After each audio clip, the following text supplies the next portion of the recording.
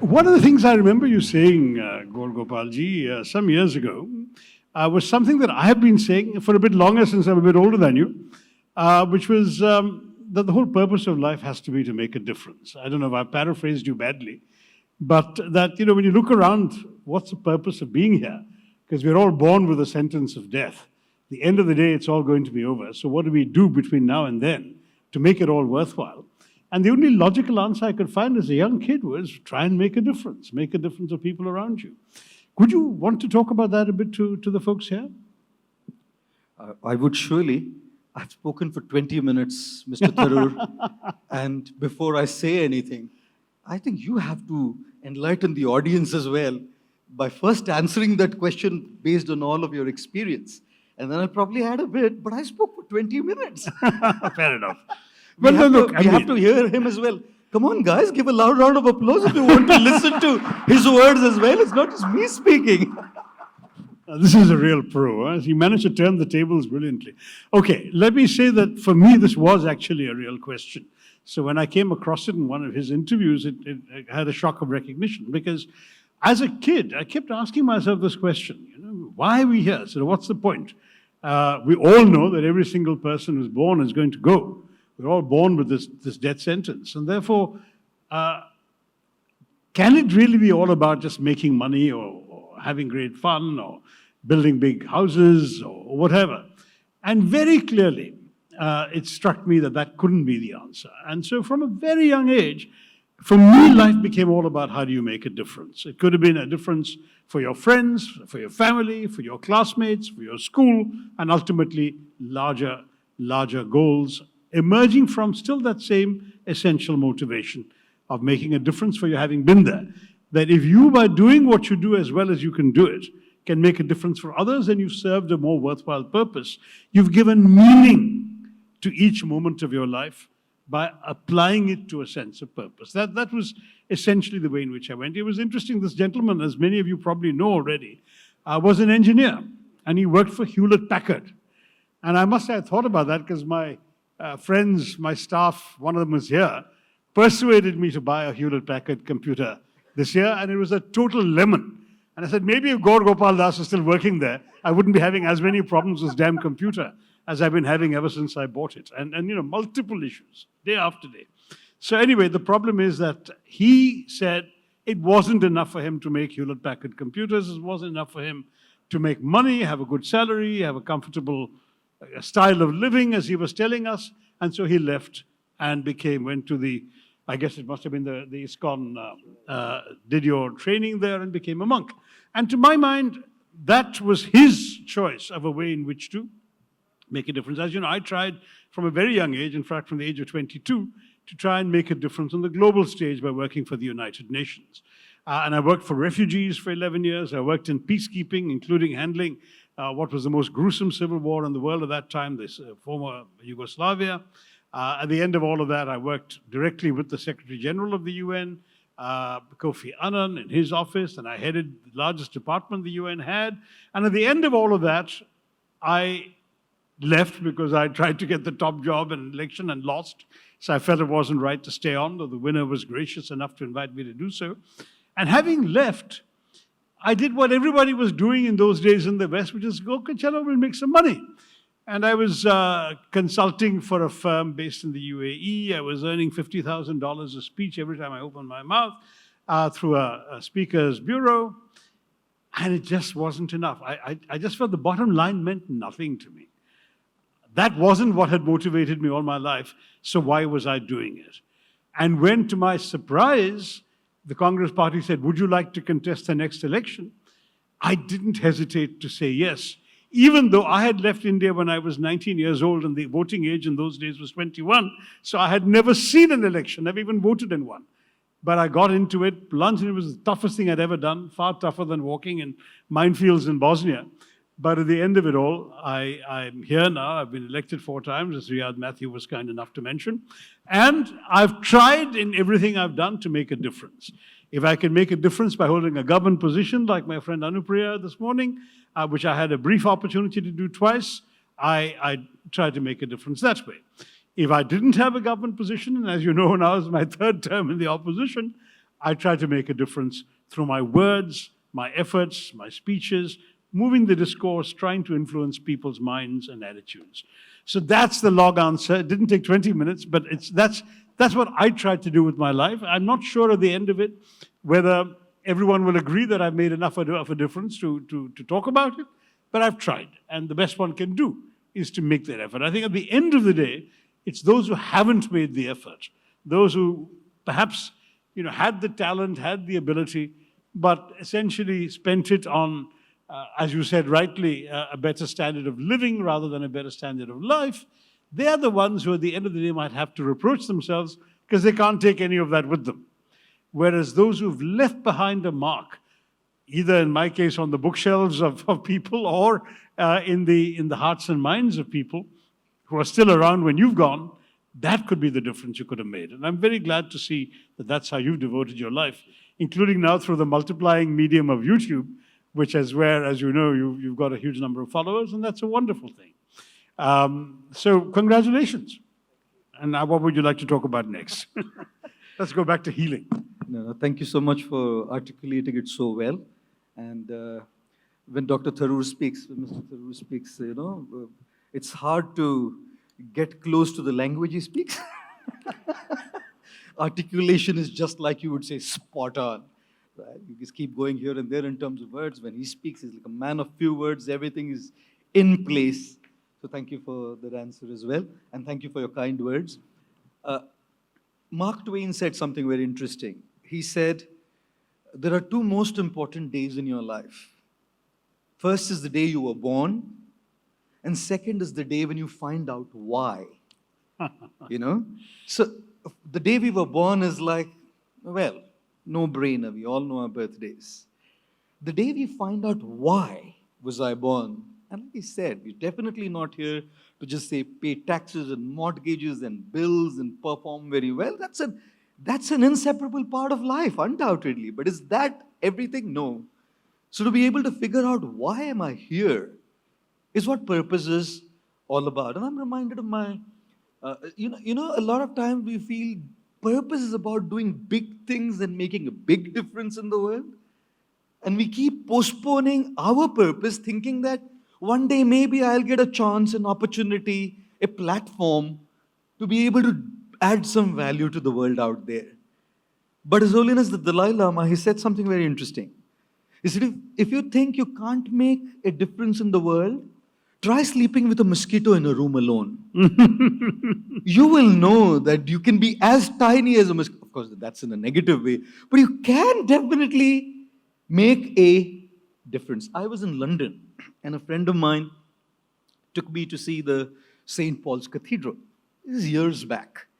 And I remember walking into the St. Paul's Cathedral, a beautiful edifice. It's very gratifying to see something as beautifully crafted and as beautifully made as that. It was beautiful.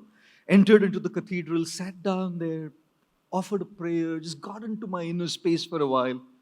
And then the head priest there, he came to me and he said, can I speak to you for a while? I said, of course. He said, would you like to know what the history of this cathedral is? I said, why not? And he said, back in the 1700s, when this cathedral was being made, one of the architects there, Mr. Christopher Wren, he was walking around.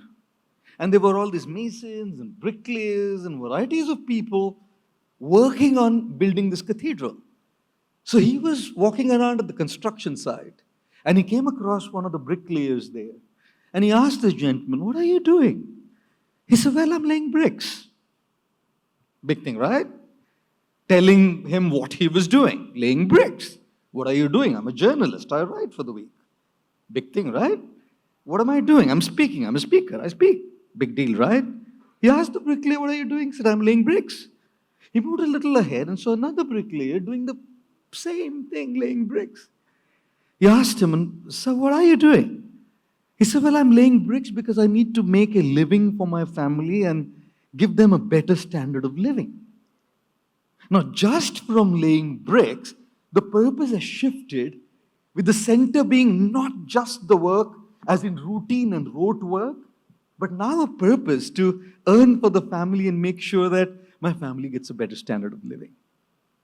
A couple of minutes later, as he was still taking a stroll at the construction site, he came across another gentleman who was also laying bricks. And he asked the gentleman, "What are you doing, sir?" He said, "Well, I heard there's a gentleman called Christopher Wren. And I've heard that he's making a spectacular monument in praise of God. And I want to make sure that I be a tiny part of creating that spectacular monument. And I'm laying my bricks to make sure that this becomes a tiny part of that entire huge purpose of making this beautiful cathedral." Now, he was also laying bricks. The purpose had shifted, moving from just family to now making a difference in what was being made there. And which is why there can never be a single definition to what purpose is. Each one is doing what they do with a different intent, with a different motivation. For somebody, just making sure that a family is in place and they get a better life is purpose. Yet for others, to write an article or to give a speech or to say something or to act in a movie or to sing a song, while knowing that at the receiving end, somebody out there is going to be benefited out of what I do, is purpose. And which is why purpose is about, like Sir said so beautifully, is about making a difference. Whether it's to your family, whether it's to one individual. And I must say, we need to applaud the healthcare industry, guys. It's a health summit today. The kind of difference that the healthcare industry, I mean, we must give a loud round of applause for those, everybody there. I mean, I sit here, I have both of my knees operated for a meniscal tear. I don't play football yet. I had my meniscus torn 10 years back. I had to get both of my knees operated. And with what precision they did that. Just the day after tomorrow, my sister has to go through a knee replacement because she fell down. And we're going to get a robotic surgery done for her. What level of precision, guys? There's technology, but there's a purpose. There's an intent where the doctor makes sure that the patient is benefited. So, what is purpose? It's about making a difference. You write an article for the heck of writing an article. And you write an article for being, I want to make a difference by making people think deeper. I come here and do my job and speak and I go. But I come here and speak with the intent that maybe one individual here will take something back. That's how our purpose is. And it keeps evolving and going back and forth. At some points in time, our purpose is going to be us, us, us, us, us. You know why? Because we're burning the candle at both the ends. We're not going to think of bloody anything at that point in time. It's just me. It's not selfish. It's a part of my purpose, like the oxygen mask, before I put it on somebody else. At some points in time, the purpose is going to be focusing on the needs of my family completely because they're just so neglected. And at all points in time, that bricklayer, while he was making that cathedral, laying his bricks, tiny little difference. It's the skill set we have to do what we do. Purpose is about shifting our mindset. We all have a certain skill set. And as we change that mindset, that I can't do big things. I'm not somebody who has that opportunity, the platform, the privilege to do these big things. But I can, like the bricklayer, add a tiny tad bit of value by which the cathedral of St. Paul's will be beautiful. So that to me is what purpose is about. Thank you. I must say that's a wonderful story. The only thing is I've heard it before and not about Sir Christopher Wren. I've heard it about an Indian Raja who goes incognito where a temple is being built and the same story. And it ends up with the third guy saying, I'm building a temple to the greater glory of whichever deity it was. Meenakshi, I think it was in the particular story I heard. And so each one, so the whole idea is what is the largest sense. And I heard the story many years after having unwittingly done the same thing. I took over the Department of Public Information at the UN when it was down in the dumps, very demoralized, there were a lot of problems there. And my instructions were you have to motivate these people. So in the very first meeting, I called all the staff together in a town hall. And I said, you guys have to understand, your job is not to write a press release. Your job is not to do a radio show. Your job is not to design a poster. Your job is not to take a photograph. Your job is to be part of the larger narrative of the United Nations efforts to bring peace in a conflict-strewn world.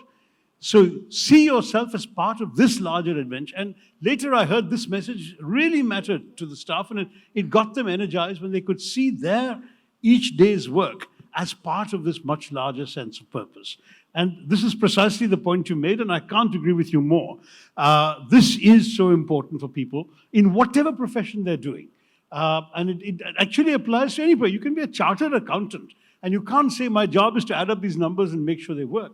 Your job is to perhaps try and get the company to succeed, try and get the economy of India to run better, try and get the country to progress and prosper. You can have a vision that goes beyond your immediate circumstances. And there I must say, it's a very important message to all of us. We haven't talked about health, and this is a health summit. So let me turn that around to you finally. One of the things in India, Gaurji, is that two things I think that I see happening recently. One is that social media, the tyranny of the mobile phone that you pointed to during your joke, this has really taken off now. Everybody is connected. I think the last figure I saw, something like 85, 87% of Indians are already on the internet. And it's in a short while. When I first entered politics 15 years ago, it was 12%. I was the only Indian politician with a website, and they said, why bother? You'll never reach enough voters through a website. And I said, let me reach those who have a website. Today, being on YouTube, being on WhatsApp, being on things is indispensable, right? So there is, because of social media, a number of things happening. On the one hand, you've got people constantly feeling the pressure of being connected. The FOMO, the fear of missing out. The sense that your worth as a human being is somehow reflected by your popularity on Facebook or on whatever else you want. The number of followers you have on Twitter. Mine has been frozen for the last 4 years because Twitter seems to have shadow banned me. So my numbers haven't moved. And the strange business is that I know there are people following me because I get messages. But the number never changes. It's been frozen there for the last 4 years. But it matters to people. How many followers do you have? Gaur Gopal has 3 million followers on YouTube. Boy, that's a man with a tremendous impact. These things actually make a difference to people, but that also adds to stress. That adds to mental health issues for young people, particularly kids and teenagers. They're still growing up and they're discovering, oh my gosh, how do I look? What do my friends think about me? How do I come across? And mental health issues are increasing in our country more and more. There are cases of young people having depression because of the way in which they haven't done well enough on social media, or others have done better than them. On top of that, we have the old tradition in India of the tyranny of the family's expectations. Some kid wants to be a video blogger. Her father wants her to be a chemical engineer or whatever, a doctor perhaps, more likely. And the obligation we have in our country to live up to the expectations of a family. One of the serious things we're concerned about now in the policy space is the increasing issues of mental health incidents happening across the country. The number of people, young people, students committing suicide has gone up every year. These are not small matters. And in a country where there is a definite shortage of mental health professionals, it seems to me we have a real problem. It's good to be connected. Everyone says relationships are very important. Relationships are good for you, make you healthier. But if the relationships or lack thereof become a source of stress, it's bad for you. How do they strike a balance? Have you come across people in this situation? What do you tell them? Oh, wow. Wow. That's a loaded one, isn't it? Because that just happens to be the reality of the world today, and particularly in our country, like Dr. Tharoor said, moving from 12% back in the day to 87% is approximately the number of people on the internet. When people have access to technology and the internet, we are just exposed. We're no longer Indians. We are a global citizen, right? We're not just Indians any longer. We are Indians, obviously, but not just Indians. We are exposed to everything that's happening in the world out there. People in the world today here in the country, are watching Korean movies. Little kids. Somebody came up to me and asked me, a little girl, 5 years old, she asked me, do you know what BTS is? I said, BTS? Behind the scenes? That's what I thought BTS meant. This is, no, the Korean K-pop. And I was shocked.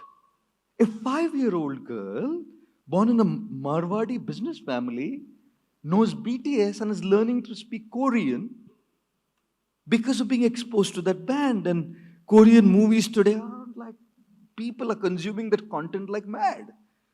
So we're no longer just Indians watching a Malayalam movie. By the way, Malayalam movies are fantastic. I'm telling you. Varshangaleku Shesham, then Vishesham, Guruvayurambile Nadiyal, and oh my. These movies are like, it's absolute, the story, the content is like, I don't know if the country has that quality of stories. And I think it's just so underrated because it's regional. I've gotten into watching some of them too. I saw in the last 1 year, 4 or 5 of them. And absolutely amazing content. But to come to the point, it's just so exposed to the global content out there. And which is why little kids, a little 5-year-old is asking the mom, when was I downloaded? Downloaded? Thank God I didn't ask when was I uploaded. I'm sorry. My apologies. In a world which is so connected, how do you keep that pressure down, and how do you make sure that you're truly internally connected so that the mental health issues that come from comparison, social media just putting us in the mode of comparison, non-stop comparison. Right? Earlier, to compare, you would have to go to a party when you see each other. To compare with each other, you would have to sit and have a chat when people say something, and then you compare yourself with them. Like they say, when 2 Indian couples meet each other, the ladies are looking at each other's jewelry, and the guys are looking at each other's wives. my apologies, sorry about that. There's just such an inherent tendency to look at others' lives. And it's nothing wrong. If we can take inspiration from others' lives, that's good. But if we stop taking inspiration and feel a sense of inferiority, looking at others' lives is great. Look at his life and how he's built himself. And if I can take a few lessons from him to build my own, comparison is brilliant, isn't it? There's a positive side to comparison. The issue is nobody is really going on that side. We go on the negative side of it, which is constantly looking at what we don't have. How many of you ever got told by your parents, look at your cousin, look at your sibling, look at your friends, they're performing so well and you're not? All of us. All of us. There is no Indian who hasn't had this All experience. of us, right? And trust me, that's the best they knew then and that's what they did. I don't blame them for it. But there was a bug there. Maya Angelou, she said, that's how much I knew then and I did that. Today I know better, so I do better, right? But that's how much I knew then. That's how much they knew then. A boy failed his exam and came back home, college-going boy, and the father said, देख तेरे class में वो मेरी पढ़ती है ना, उसको देख, फर्स्ट आई है वो, इडियट, देख, तू फेल हो गया, कैसे फेल हो गया? He said, देख के फेल हो गया पापा. You've been telling देख non-stop. I'll tell you what, this देख, others को देख, has been a bug that we've grown up with, which has made us pay attention to everything others are doing and not having that worth come from looking at our own selves. And that narrative must change. Social media is taking comparison to the next level, because you could be sitting right here, one of the youngsters, and watching somebody's Instagram story where they're having a chill time in Singapore eating momos, and you're sitting at the Ashoka, and getting FOMO, like Sir said. Look at my life, nothing. It's not a happening life. I just go from a summit to write an article. Bloody, what's this life about? Look at that other fellow chilling around the world. You know what? I feel the critical issue there is helping people, whether it's through influencers, speakers, articles, media, digital media, social media, is to help people understand the value of positive comparison, but the threat of negative comparison, and helping people discovering their sense of self-worth without connecting it to somebody else. I'm worthy regardless of what others are doing. Just because somebody is better than me doesn't make me less worthy. I'm worthy regardless of what others are doing. And the more I begin to sense that sense of self-worth, is when I realize it's all right. It's okay. There's 6 types of courage. Somebody said this. The first is physical courage. to keep going with resiliency, balance, awareness. Second is social courage. And social courage means to be unapologetically yourself. In the social media world, we are not unapologetically ourselves. I don't mind a bit of mark on my face because my face doesn't define me. I'm not a body model. Neither am I an actor or an actress. A little mark here and there doesn't define me. A bit of face and a bit of pot belly doesn't define me. Not that I should have one, but it doesn't define me. You're here not to look at what I look like. You're here to listen to what I have to say. Do I look good though? You sound good. That's what matters.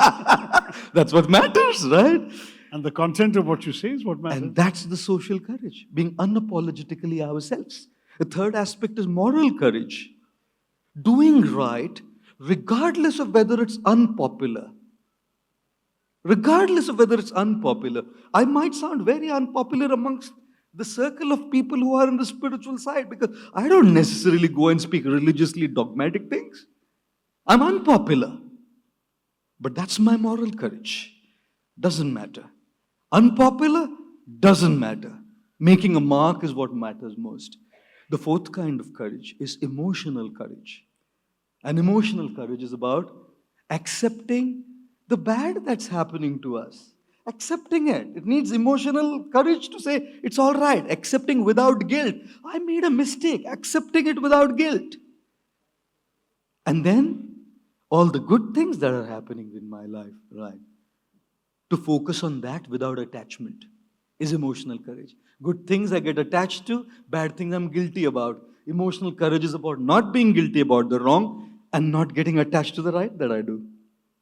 The fifth kind of courage is intellectual courage. And intellectual courage is about learning, unlearning, and relearning. It's not getting stuck in the past that I know. The biggest killer of growth is I know. And I'm all sorted. I have experience of the last 30 years in the speaking industry. I know it. Learning, unlearning, and relearning is about intellectual courage. And last but not the least is spiritual courage, which is about what we were speaking earlier, finding purpose and meaning. It needs guts.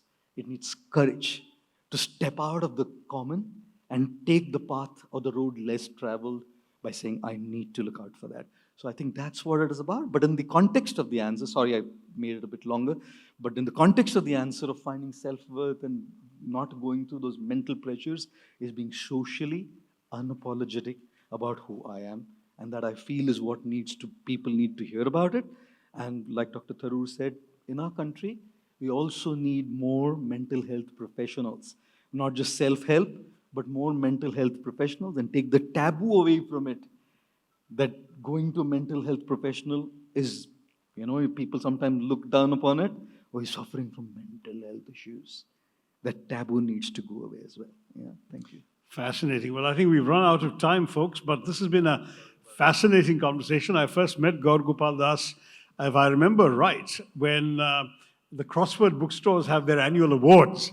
And I had won a Lifetime Achievement Award, which made me feel really old. And he had won an award for his first book. And he was sitting directly behind me. That's right. And introduced himself. And at that point, I had no idea who this brilliant guy was. But now we've heard him, and I'm just once again in awe of all that he has to teach us. May he have many, many more years of inspiring, motivating people in the country to heal, to have better health, and to have and discover a meaningful sense of purpose in their lives. Oh, thank you so much, Gaur Dr. Gopal. Tharoor, for your kind words.